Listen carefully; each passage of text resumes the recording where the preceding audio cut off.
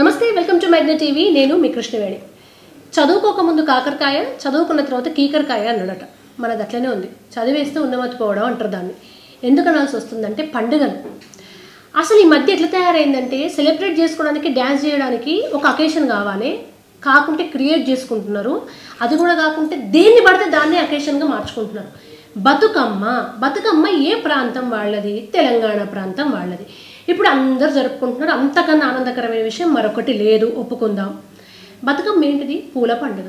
అన్ని తంగేడు లాంటి పూలని, ఎప్పుడూ దొరకని పూలు, ఏ పూజకు వినియోగించని పూలు, వాటికి ఒక ప్రాశస్త్యం ఉంటుంది. తీసుకొచ్చి పసుపు గౌరమ్మ చేసుకొని పూలని, ప్రకృతిని అమ్మవారిగా భావించి చేసే ఒక కల్చర్.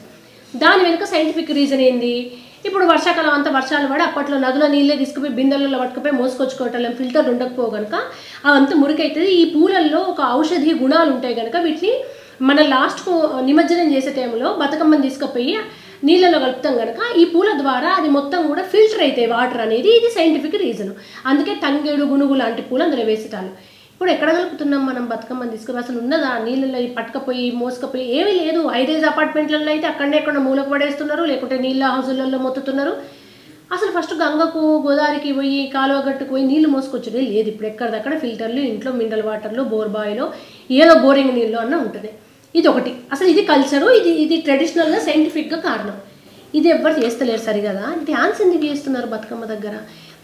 ఎంతమంది ప్రవచనకారులు, పురోహితులు, గుళ్ళో అయ్యగారులు మొత్తుకుంటారు. నేను ఒక 10 మందిని అడిగితే, కృష్ణవేణి ఏం చేసుడు చెప్పు, మేము చెప్పే తీరు చెప్తున్నాం, చెప్పి కంఠశోష వస్తుంది మాకు. అసలు డ్యాన్స్ ఎందుకు వేస్తున్నారమ్మా? సౌండ్ లేనిది, ఇది భక్తితో చేయాలి, గౌరమ్మ కొలువైతుంది బతుకమ్మలో అని ఒక క్వశ్చన్ అడుగుతా. ఈ ఆడ అందరికి కోపం వస్తుంది, కానీ మీ అందరికి కూడా అక్కడ బతుకమ్మ లేదు, గౌరమ్మ లేదు, దేవత లేదని క్లారిటీ కదా. ఎందుకంటే నిజంగా మీ ఎదురుగా ఉన్నది గౌరమ్మే, అమ్మ కొలువై ఉన్నది సాక్షాత్తు అనిపిస్తే ఈ పిచ్చి దుంకుళ్ళు, పిచ్చి గురుళ్ళు ఎందుకు చేస్తారు? మీరు చేయరు. సో మేము బతుకమ్మ పెట్టుకున్నాం, అందులో గౌరమ్మ పెట్టుకున్నాం, కానీ ఎట్టి పరిస్థితుల్లో అందులో ఆ అమ్మవారు లేనే లేదు. ఒకవేళ వచ్చినా ఉండదు, పారిపోతుంది అమ్మవారు. బతుకమ్మ ఎప్పుడో పారిపోయి ఉంటుంది. అందులో గౌరమ్మ అసలు కనుచూపు మేడల్లో దరిదాపులు వస్తలేదేమో ఆ సౌండ్కు. అరే అంతద్దు బతుకమ్మకు రాను బొంబాయికి రాను పాట ఎందుకు వేస్తున్నారు? అసలు రాను బొంబాయికి రాను పాటకు బతుకమ్మ గౌరమ్మకు ఏమన్నా పొంతనున్నదా? నేను అడిగేది ఏమన్నా తప్పు ఉన్నదా? ఇది హైరేజ్ అపార్ట్మెంట్లలో సరే బతుకమ్మ, మిగతా చోట్ల బతుకమ్మ కోలాటం వచ్చింది. బతుకమ్మ ఎందుకు? 2 చేతులు చప్పట్లతో కొడితే ఇది ఒక హైందవ సాంప్రదాయంలో, యోగాలో, మెడిసినల్గా కూడా దీంతో యూజ్ ఉంటుంది. ఇందులో ఉన్న నరాలన్నీ యాక్టివ్ అయితే ఇట్లా ఆరోగ్యపరంగా మంచిది. భక్తి చుట్టూ ప్రదక్షిణలాగా తిరగాలనేది దాని కాన్సెప్ట్. శరన్నవరాత్రులు లాంటివి పండితులకే అందుబాటులో ఉంటే పామరులంతా, జానపదులంతా కలిసి అమ్మవారిని వాళ్ళకు తోచినట్టుగా భక్తి శ్రద్ధలతో బతుకమ్మ అని పెట్టుకొని చేసుకుంటుంటే కోలాటం తీసుకొచ్చారు. కోలాటంలో చేతులు గలవు, సరే కోలాటం కూడా ఒక అందుకు పోని. దాండియా నార్త్ కల్చరు, వాళ్ళు తీసుకొచ్చి సౌత్ కల్చర్లో మిక్స్ చేస్తుంటే బతుకమ్మలో కూడా దాండియా ఎందుకు ఆడుతున్నారు? దాండియా కూడా పోయింది. ఇక దాండియా నెక్స్ట్ స్టేజ్ ఏంటంటే రాను బొంబాయికి రాను పాట పెట్టుకోవాలి, దుమ్ము ఎగరాలి బతుకమ్మ చుట్టూ. అది ప్రదర్శన, ఫుల్ తయారు కావాలి. ఆ హైరేజ్ అపార్ట్మెంట్లలో భక్తి ఉండదు, ఎవరికి ఆ కెమెరాలు పెట్టుకొని మొత్తం తీయాలి, తయారులు కావాలి. ఎవరి ప్రదర్శన, నా విద్వత్తు నాది, ఆమె బాగా చేసిందంటే ఇవి బాగా చేయలేదు, డ్యాన్స్ చేయన. అసలు డ్యాన్స్ రానాలు మనుషులే కాదు ఈ కాలంలో. నువ్వు పెళ్ళికి డ్యాన్సే, చావుకు డ్యాన్సే, బర్త్డేకు డ్యాన్సే, మెహందీ ఫంక్షన్కు డ్యాన్సే, బతుకమ్మకు డ్యాన్సే, దసరాకు డ్యాన్సే, వినాయక నవరాత్రులకు డ్యాన్సే, దేనికి పడితే దానికి డ్యాన్సే. డ్యాన్స్ చేసినప్పుడు రీజన్ వెతుక్కుంటున్నారు. ఇక వాళ్ళకి వేరే పండుగ మాకు అంత అవసరం అండి, మేము ఇప్పుడు డ్యాన్స్ చేయాలి, పాటలు పెట్టుకోవాలి, తయారు కావాలి. ఏమిటికి వచ్చిన రోగాలు, ఏమిటికి వచ్చిన పైత్యం ఇది? నిజంగా మీరు ఎప్పుడు ఎదురుగా మీ అమ్మవారు వచ్చి కాసేపు కూర్చుంది అనుకుందాము, సేమ్ రాను బొంబాయికి రాను డ్యాన్స్ చేస్తారు అమ్మవారిని పట్టుకొని. సేమ్ ఇట్లాంటి కోలాటాలను దాండియాలు ఆడతారా? నార్త్ కల్చర్ ఒకటి ఉంటుంది, వాళ్ళు ఏదో అమ్మవారి నవరాత్రుల్లో దాండియా, అది వాళ్ళ కల్చర్. ఇది మన ఎక్కడ దాపరించింది? ఇది ఎక్కడ దిక్కువాళ్ళ కల్చర్? ఇది ఎందుకు డ్యాన్సులు చేస్తున్నారు? అది ప్రకృతి. నవరాత్రుల్లో చివరికి పండితులకు కాకుండా జానపదులకు కూడా, అప్పట్లో చదువురాని వాళ్ళకు కూడా ఆ శక్తి తెలిసింది. అందుకే 9 రోజులు బతుకమ్మ ప్రకృతిని ఆరాధించారు, ప్రకృతి గురించి ఆలోచించారు.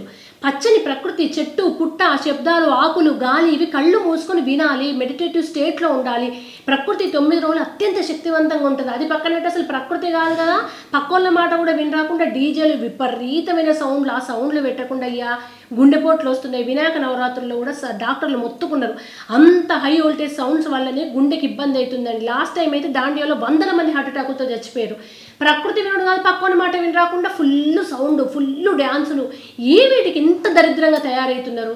అసలు ఒక పండుగ ఈ రాను ఇప్పుడే గంగల కలిసింది 10-15 ఏళ్ళ నుంచి. ఒక 30 ఏళ్ళ తర్వాత బతుకమ్మ అంటే ఏంటి, డ్యాన్స్ అంటారు, అంతే కాదు, ఒక డ్యాన్స్ ఫెస్టివల్ అయిపోయింది. నెక్స్ట్ తరానికి ఏం చెప్తారు, బతుకమ్మ అంటే ఏంటిది? రేపు మీ పిల్లలు వచ్చి అవునా గౌరమ్మ దేవతన, మరి దేవత ముందు ట్రెండింగ్ పాటలు ఉన్న ఐటమ్ సాంగ్స్ ఎందుకు చేస్తున్నారంటే ఏం ఆన్సర్ చెప్తారు మీరు? అసలు బతుకమ్మకు డ్యాన్స్ ఎందుకు చేస్తున్నారంటే ఏం చెప్తారు? డ్యాన్స్లో కూడా చేసేది ఏదైనా మన కూచిపూడ, భరతనాట్యమో, భగవంతుని కొలిచే పాటలు, పోనీ అమ్మవారిని మొక్కే పాటలు, జానపదంలో కూడా అమ్మవారిని మొక్కే పాటలు అంటే కాదు. వైరల్ అయిన ట్రెండింగ్లో మిలియన్లు పోయిన పాటలన్నీ పెట్టుకొని రాను బొంబాయికి రాని పాటలు చేస్తే అమ్మవారికి ఏం సంబంధం అందులో? అంటే మీకు క్లారిటీ ఉంది కదా, అమ్మవారు లేదు ఏం లేదా, వంకతో చేస్తున్నారు. అట్లాంటప్పుడు మూసుకొని డ్యాన్సులు చేసుకోండి. మీరు చేయలేదా? మీరు బతుకమ్మ పేర్చలేదా? మేమైతే ఇంత పెద్దగా పేర్చాం, మీరు చిన్నగా పేర్చారా? మీరు ఏం పేరు? అసలు తంగేడు పువ్వే కనబడతలే అందులో, మొత్తం బంతిపూలు. ఇక పావు పైసలు ఎక్కువైతే లిల్లీ పూలు, గులాబీ పూలతో కూడా బతుకమ్మ వేరుస్తారు కావచ్చు. అసలు ఎందుకు మొదలు పెట్టిర్రు? కాన్సెప్ట్ ఏంది? ప్రకృతి ఏం చేస్తున్నావు, ఎందుకు చేస్తలేవు? మినిమం సోయలేదు. సోయి తప్పి ఎగరాలు దుంకలు గొర్రెలం తెలుసా మనం, లిటరల్గా గొర్రెలం. మనం వేరాలని అనొద్దు. ఒక గొర్రె పోతే ఆ దారిలో అందరం పోవాలి. మనం దయచేసి ఆగి సోయి తెచ్చుకొని మనం బతుకమ్మ ఇందుకు ప్రకృతిని కాపాడాలి. ఈ నవరాత్రులు కాలం మారే టైము, సీజన్ మారుతుంది, అంటరోగాలు రాకుండా, నీళ్లు బాగుండడం కోసం, గౌరమ్మని భక్తితో కొలవడం కోసం ఈ బేసిక్ రండి. వచ్చేసి వెనక్కి వచ్చి కొంచెం మీ పెద్దవాళ్ళు ఉంటే కనుక్కోండి. ఇక పెద్ద మనుషులు అయితే పాపం మునుపు పెద్ద ముత్తేదు అని 5 రౌండ్లు వాళ్ళతో తిప్పిద్రు. ఇప్పుడు నీకు మోకాళ్ళ లోపల నుండి పెద్ద ముత్త అయితే నువ్వు పక్కకు జరుగు, నువ్వు డ్యాన్స్ చేయవు, దాండియా చేయవు. ఇప్పుడు అక్కడికే రారు వాళ్ళు. ఇప్పుడు డ్యాన్సులు చేసే టాళ్ళకి డిమాండ్. ముత్తేదలు కూడా ఫ్యూచర్లో డ్యాన్స్ చేసుకుంటూ వస్తేనే తీసుకొస్తారు కావచ్చు. తమలపాకును దానికి తీసుకోంగ కూడా 2 స్టెప్పులు వేయాలి కావచ్చు. అట్లా తయారైంది దరిద్రం. ఎవరు తప్పుంది? ప్రవచనకారులు మొత్తుకున్నారు, అయ్యగారులు మొత్తుకున్నారు, గుళ్ళో పూజారులు అయితే ఏమి దరిద్రం అమ్మా ఇదని పాపం అందరూ అదే మొత్తుకుంటారు. మనం వినం కదా, మనం ఫస్ట్ ఉంటాం చెడగొట్టుట్లో, చెడిపోవట్లు, తోపులో ఉంటాం మనం. ఇంకా మన కల్చర్ని మనం భావితరాలకు అందజేస్తాం. వెస్టర్న్ కంట్రీస్ వాళ్ళు వచ్చి మన సైన్స్ను, మన వేదాలని, మన పండుగల్ని, వాటి ప్రాశస్త్యాన్ని మంచిగా చెప్తున్నారు. మనం ఇట్లే దరిద్రంగా తయారై వాళ్ళు అడిగితే మన నోట మాట రాకుండా ఇంకా హిపోక్రటిక్, మన కోపాలు వస్తాయి, ఇగోలు వస్తాయి, తెలుసుకోము, ఎదుటాలు చెప్తే వినము, మనకి అన్నీ తెలుసు అనుకుంటాం, సమర్థించుకుంటాం. నాశనం అయ్యేటాలు ఎవరు కాపాడుకోలేడు. ఆఖరికి మనం నాశనం అయితే ఏం కాదు, కానీ మన కల్చర్ని నాశనం చేస్తున్నాం. కనీసం తెలుసుకోండి, పై తరాలు ఉన్నారు కదా, పోయి కూర్చొని ఏం చేస్తున్నాము, అమ్మవారు వస్తే ఎట్లా ఉండాలి అనేది కొంచెం తెలుసుకుంటే బెటర్. ఎందుకంటే కలి విపరీతంగా ఉంది, ఇంకా నాశనం అవుతాం మనం.